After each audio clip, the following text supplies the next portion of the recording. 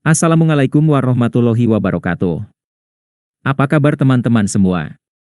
Kita bertemu lagi bersama channel pendamping Desa Punggelan.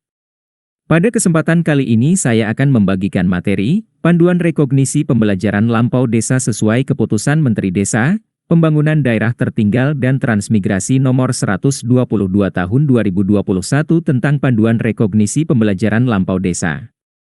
Ikuti terus channel kami, dan jangan lupa klik subscribe, like, komen dan share video-video dari kami, pendamping Desa Punggelan.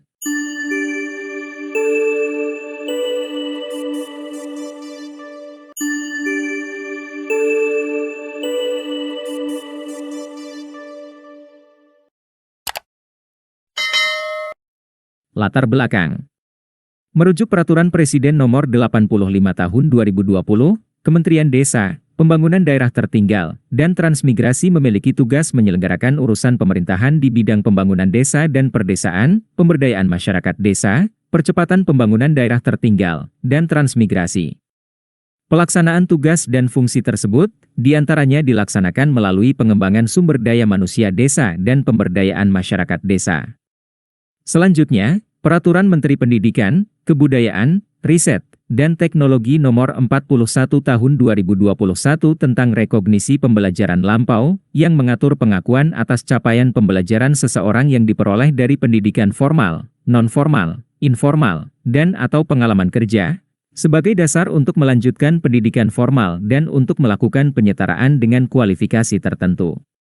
Pada tahun 2021, terdapat sebanyak 45.387 kepala desa, 43.876 sekretaris desa, 31.147 pengurus BUM desa, dan 7.889 tenaga pendamping profesional adalah lulusan SMA. Sebanyak 20.450 kepala desa, 25.721 sekretaris desa, 15.477 pengurus BUM desa, dan 23.735 tenaga pendamping profesional adalah lulusan S1 atau D4. Para pelaku pembangunan dan pemberdayaan masyarakat desa berperan penting dalam pembangunan desa. Keterlibatan para pelaku pembangunan dan pemberdayaan masyarakat desa tersebut memiliki nilai pembelajaran yang penting dalam pembangunan desa.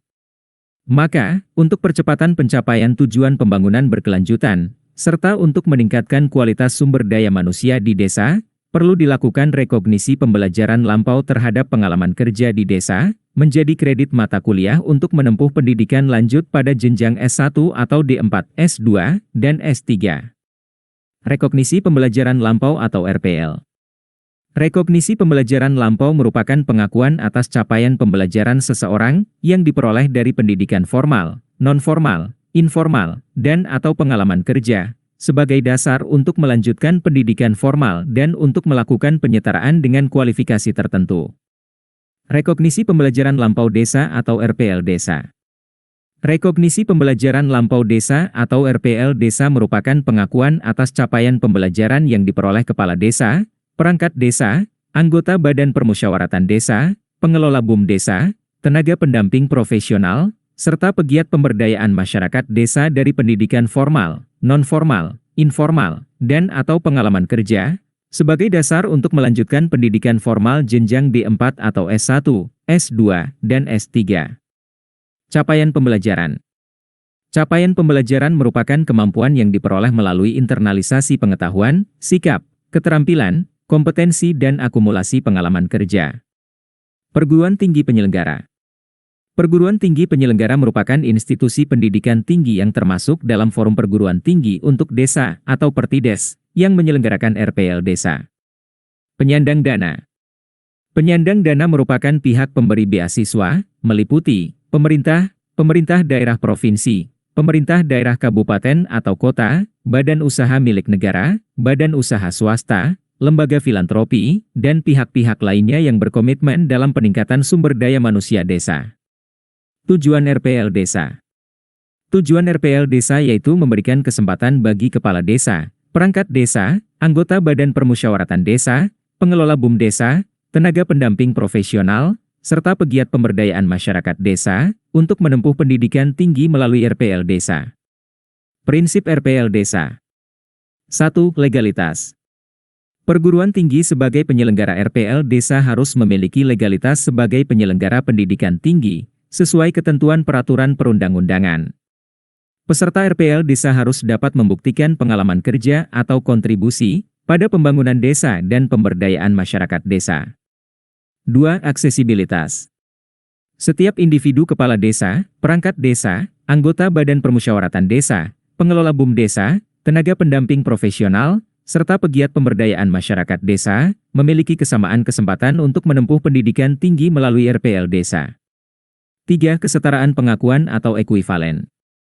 Akumulasi capaian pembelajaran setiap individu yang diperoleh dari pendidikan non-formal, informal, dan atau pengalaman kerja, harus diakui setara dengan capaian pembelajaran formal. 4. Transparan. Informasi mengenai RPL desa diumumkan secara luas dan terbuka bagi semua pemangku kepentingan seperti Kemendes PDTT, perguruan tinggi penyelenggara, penyandang dana, dan peserta RPL desa. 5. Penjaminan mutu. Kementerian Desa, Pembangunan Daerah Tertinggal, dan Transmigrasi bersama perguruan tinggi penyelenggara harus menjamin mutu seluruh pelaksanaan RPL desa.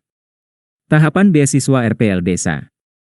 1. Kemendes PDTT membentuk tim ad hoc RPL desa di bawah koordinasi Kepala BPSDM. 2. Kemendes PDTT, perguruan tinggi, penyelenggara, dan penyandang dana menyepakati. A. Kuota penerima beasiswa RPL desa. B. Syarat dan kriteria penerima beasiswa RPL desa. 3. Kemendes PDTT bersama perguruan tinggi penyelenggara melaksanakan. A. Melakukan proses asesmen RPL desa. B. Menentukan bobot konversi RPL desa.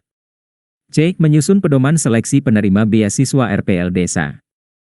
4. Kemendes PDTT bersama perguruan tinggi penyelenggara melaksanakan. A. Membuka pendaftaran. B. Melaksanakan seleksi.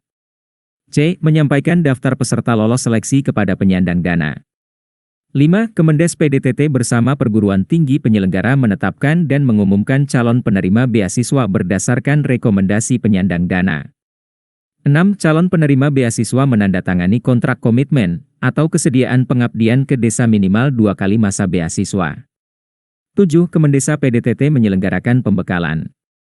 8. Pelaksanaan perkuliahan. A. Penerima beasiswa wajib mengikuti perkuliahan. B. Penerima beasiswa wajib melaporkan perkembangan studi secara berkala. C. Penerima beasiswa wajib menyusun tugas akhir berupa skripsi atau tesis atau disertasi yang berkaitan dengan pembangunan desa dan pemberdayaan masyarakat desa. D. Penerima beasiswa wajib menyelesaikan studi tepat waktu. Biaya yang timbul karena keterlambatan studi menjadi tanggung jawab peserta. E. Penerima beasiswa berhak mendapatkan pendampingan selama masa studi dan penyelesaian tugas akhir dari Kemendes PDTT. 9. Kemendes PDTT bersama penyandang dana melakukan pemantauan dan evaluasi selama masa studi, dan melakukan tracer studi pasca pelaksanaan RPL desa. Demikian materi terkait panduan rekognisi pembelajaran lampau desa sesuai Keputusan Menteri Desa, Pembangunan Daerah Tertinggal dan Transmigrasi Nomor 122 Tahun 2021 tentang Panduan Rekognisi Pembelajaran Lampau Desa. Semoga bermanfaat. Wassalamualaikum warahmatullahi wabarakatuh.